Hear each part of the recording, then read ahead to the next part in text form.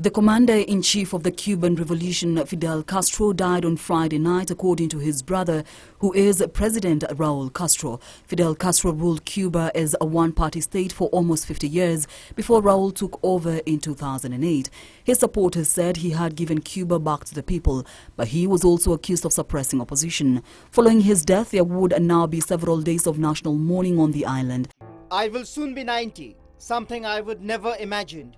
In April, Fidel Castro gave a rare speech on the final day of the country's Communist Party Congress. He acknowledged his advanced age but said Cuban communist concepts were still valid and the Cuban people will be victorious.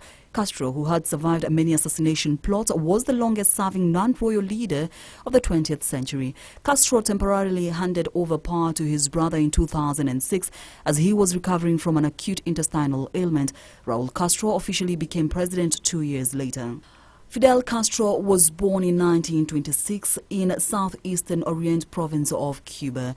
In 1953, he was imprisoned after leading an unsuccessful rising against Batista's regime. He was released from prison under an amnesty deal. In 1956, with Che Guevara, he began a guerrilla war against the government. He defeated Batista and was sworn in as Prime Minister of Cuba. In 1962, he sparked Cuban missile crisis by agreeing that USSR can deploy nuclear missiles in Cuba. In 1976, he was elected president by Cuba's National Assembly. In 1992, he reached an agreement with the U.S. over Cuban refugees. In 2006, he handed over power to his brother Raul due to health issues.